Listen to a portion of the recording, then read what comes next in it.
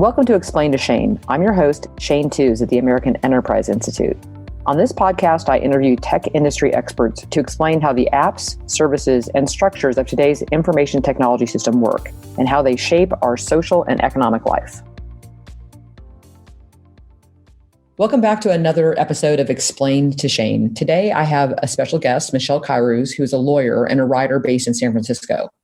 She writes about transportation policy, the impact of shared mobility on cities, and she's also the host of her own podcast, Smarter Cars, about the autonomous vehicles, micromobility, and the future of transportation. She's also the author of a forthcoming book known as the New Mobility Handbook about the future of multimodal transportation in cities that is due out later this year. And Michele, we'll get to that towards the end of our podcast. So welcome today to Explain to Shane. Thanks so much for having me, Shane.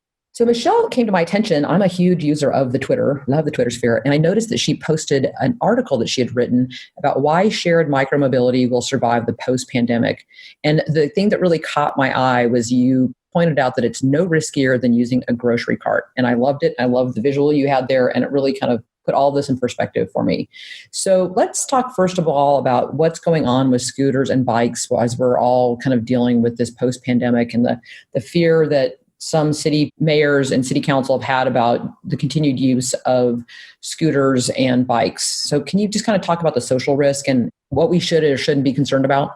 Yeah, when I think about transportation and how it's going to come back as we all get back to work, I think about it in two buckets.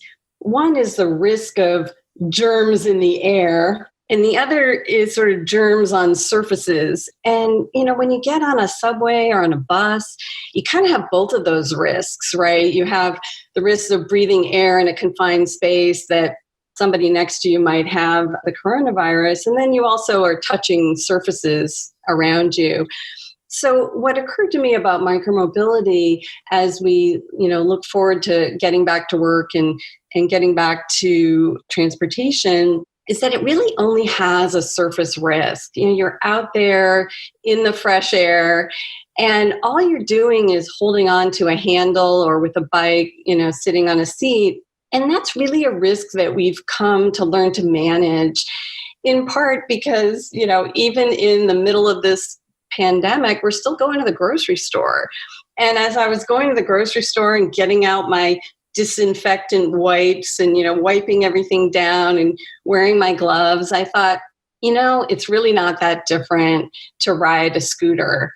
And so I really feel it's a risk that we have learned to manage during the pandemic and that we feel more comfortable managing going forward. Whereas if something potentially has contamination in the air, there's no way to really know if you've avoided a risk or whether you're being subject to a risk. You can't really clean the air the way you can get that satisfaction of wiping down a handle. I believe there's a recent MIT study. They've been doing daily things out on the COVID-19 where they said that mass transportation was a major part of the problem in spreading COVID-19, especially in the East Coast, like New York City and Boston, where it's a regular way that people get to work. So I think that the idea that using the idea of micro transportation, and if you have that as an option, you've got wipes or you've got disinfectant, it seems like this is definitely a safer way to go. You mentioned in your piece there is the possibility of creating nanoseptic handlebars and brake levers. I'm not familiar with those. Can you just give us a couple minutes on that or a second on that? Yeah, companies are trying to figure out how can we give riders more comfort that in fact the handlebars are not infected? And so one option, I think it was the company Wheels, they have sort of a seated scooter product in a shared environment. And they announced that they were going to implement these nanoseptic handlebars with a material that's actually designed to kill germs, sort of a self-cleaning surface powered by light with these, nanocrystals that can really kind of clean on its own. And I think that's a really interesting idea. And I think we'll see more companies go down this road of trying to come up with solutions to make people feel more comfortable. And I think someone else pointed out on Twitter that actually just leaving scooters out in the sunlight, that the UV from sunlight actually also helps to deter germs. And then, there are other things scooter companies can do, whether it's giving you the wipes right there on your device or selling you a set of clip-on handle grips that you just snap on each time you want to ride and then take them with you. I think there are a number of innovations that scooter companies can work with to give people some extra comfort going forward. The healing power of vitamin D, also known as the sun. Yeah. I didn't know that that's still a thing. That's great to know, because I think that shows that there's definitely, this is not something that should be the concern that I've seen some localities have around the scooters. Is, that's definitely a manageable issue. Let's go to the larger issue around micromobility and multimodal transportation. You point out in some of your other articles that scooters are really cost effective and economical choice. They're affordable. Car is from, especially 20, 30 somethings, they don't think the car is worth the money, because the average car right now costs about $37,000 by the time you pay for financing, insurance, gas, maintenance, parking.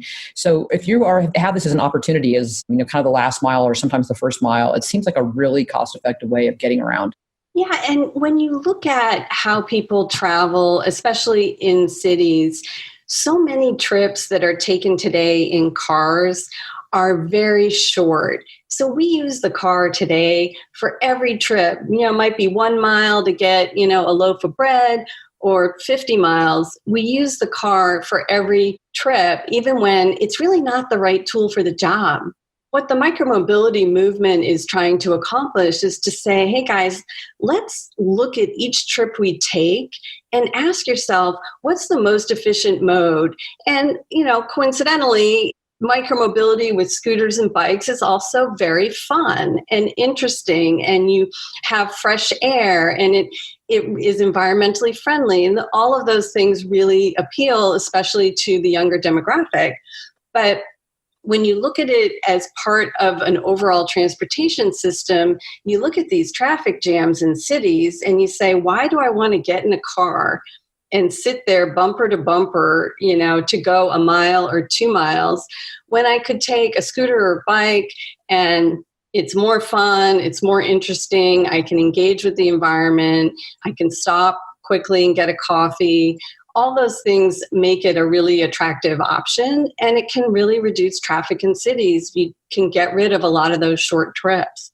As you pointed out, that 40% of the car trips in the United States are less than 2 miles is pretty amazing. And that the other statistic that grabbed me, and it's just a change in your mindset about how we use assets, is that personal cars are used less than 5% of the time, and they remain parked 95% of the time, which not only means that you have this asset, a car, which isn't being very efficiently used, but the real estate of where the car is parked and the whole idea of parking lots.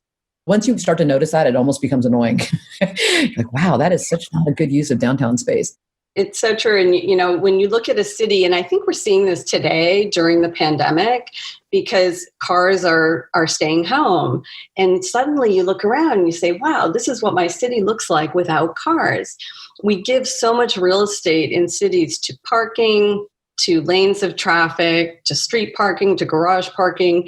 There's just so much space that we've allocated to cars. And we really start to think about how can we reallocate that space to modes that can move more people and are more environmentally friendly. I was looking to try to find empirical evidence this morning, and it looks like from what I'm looking, these studies, a lot of them are done by the companies, but so they're somewhat self-serving, but they're also look like they're pretty accurate. They show a presence of micromobility solutions taking cars off the road at a pretty significant rate. In San Francisco, according to Lime, 65% of scooter use was replacing automobile usage.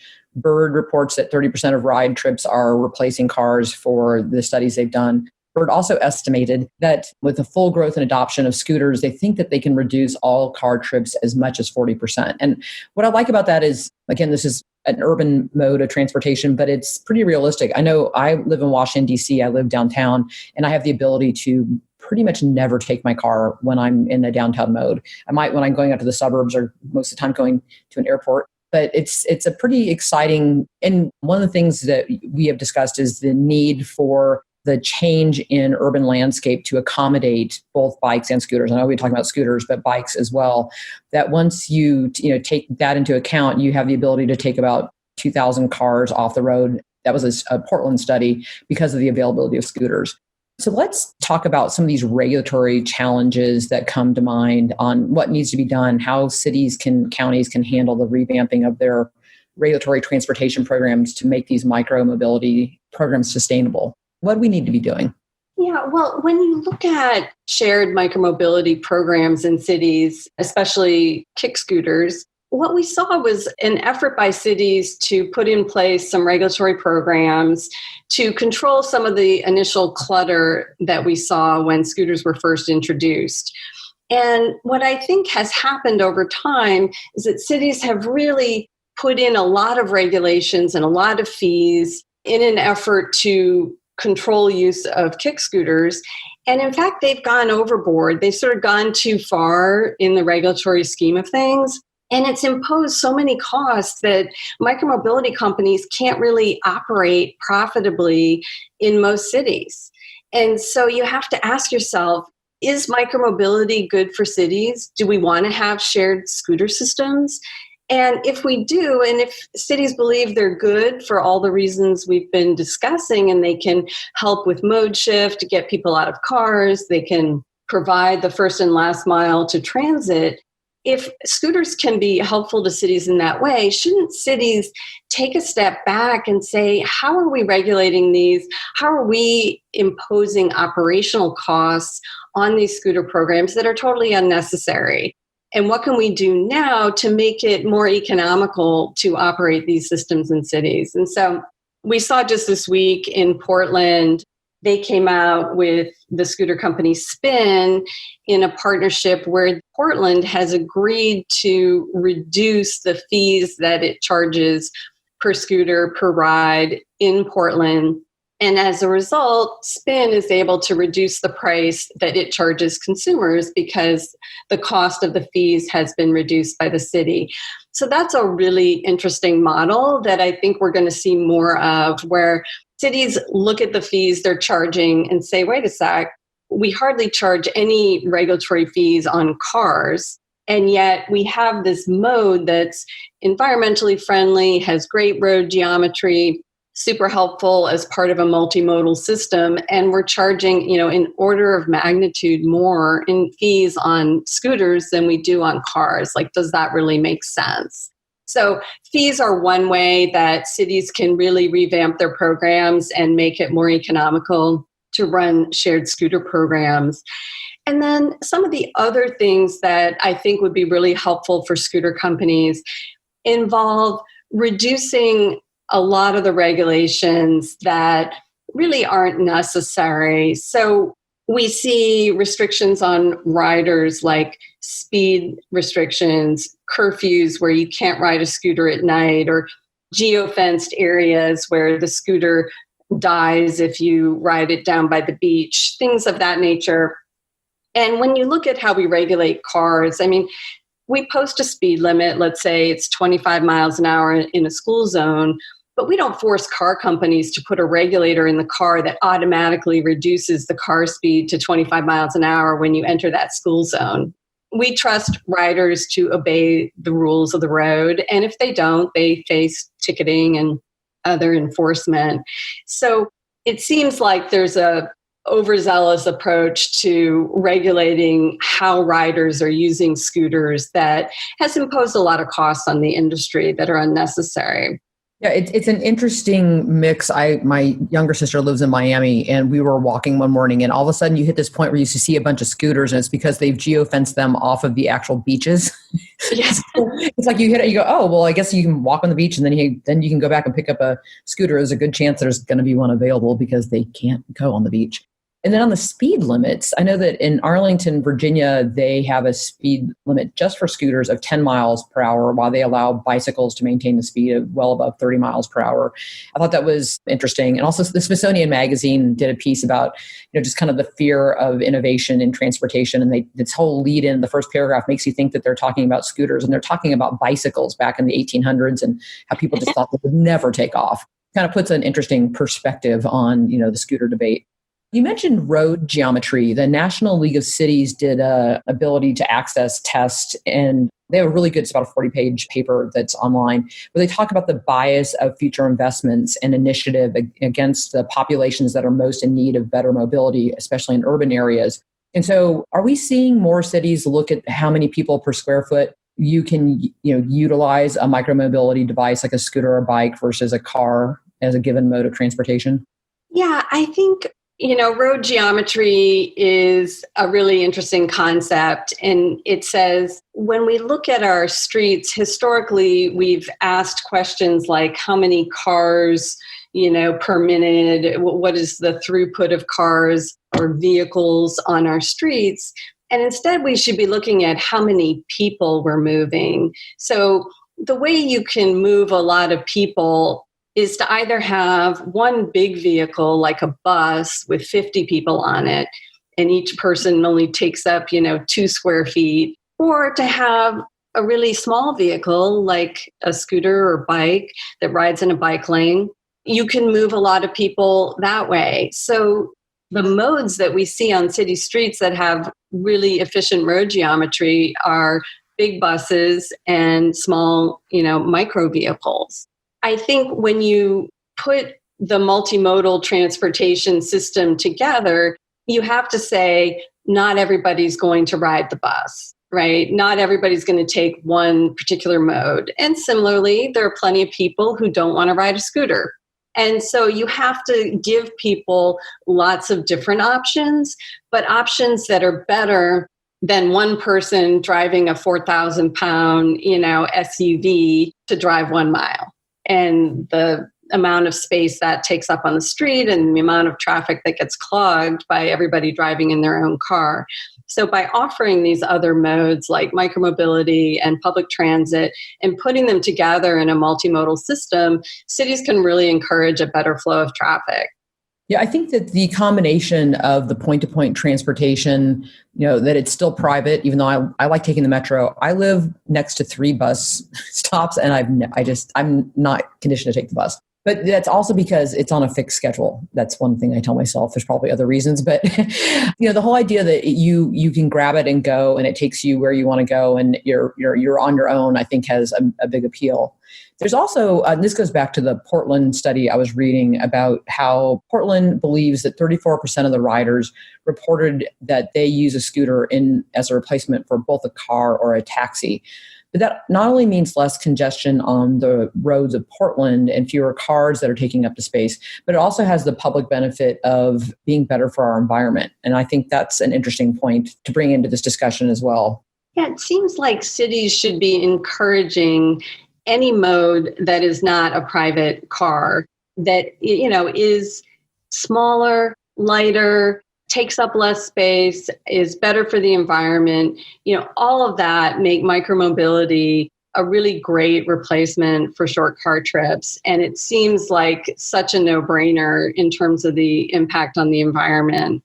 And you're right that riding a bus, is a great option, and cities have been promoting public transit for decades. But people aren't riding the bus. Yeah, and you get a deficit. Yeah. Yeah, I mean, it's a great idea, but it hasn't worked. And so, you have to ask yourself, as you say, like, why is that? And I think it's people like cars because they're point to point. They get you right where you need to go. They're not on a fixed schedule, and you have your own private, comfortable space. And until micromobility came along, there really wasn't any mode of transportation that met those 3 fundamental needs that cars were serving. And so it was really hard to advocate for something other than the convenience of a car. And now with micromobility, we finally have another mode that has better road geometry, better environmental impact, and, kind of meets these 3 aspects of cars that people like. Michele, tell us about the book, because you obviously have spent a lot of time working in this area. It's called the New Mobility Handbook. What are we going to learn? Yeah, well, what I was thinking about and wanted to write about the future of transportation is how we can create a multimodal system in cities that uses all 3 modes. It says, let's continue to use cars, but change how we use them to make them more effective and to only use them for the trips where they're really necessary. And then let's make room on our streets for micromobility and really build the infrastructure in cities to support safe riding of bikes and scooters. And then let's make public transit great, right? We have to make public transit faster, more reliable, for it to be a great option for people in cities. So what I'm doing in the new Mobility Handbook is just laying out how we can harness these new technologies like electric bikes and scooters, rideshare, all the cell phone technologies that have come to be in the last couple of decades, how we can harness these new technologies in order to make transportation work better in our cities. And the way to do that is not to just go totally in the technology direction, but also to marry that with our old school urbanist policies about the best ways that cities can manage traffic. So for decades, we've had city planners saying that we should do congestion merge pricing, we should price fairly the impact that cars are having on cities. And now what we're seeing is people really try to bring together some of those classic urbanist policies and put them together with our new technologies we have available today and say, let's put it all together and come up with a multimodal system that works better for everyone. Well, that sounds like a fascinating read. When do you expect to have it out so we'll be ready to get a copy? I'm shooting for later this year. I'll let you know when it's out, but I think it's a great time to be focused on transportation. I think it's one of our biggest issues in cities. And I think it's time that we got together as technologists and as urbanists and put together a new plan for new mobility in cities that can really work. Well, I need to get you together with my friend who does a lot of work on urban asset recycling, because I think the two of you together could be a definite force. All right. Sounds great. Well, Michele, thank you so much for your time today. And I also want to encourage my listeners to listen to Michele's podcast on smarter cars. Where can they find you, Michele? We are on Apple Podcasts and all the podcast listening apps. And you can find our publication also on medium.com called Smarter Cars that has links there. And you can also find my articles on micromobility and other transportation issues on medium.com. Great. Well, Michele, thank you for your time today. And I appreciate you being on Explain to Shane. Thanks for having me.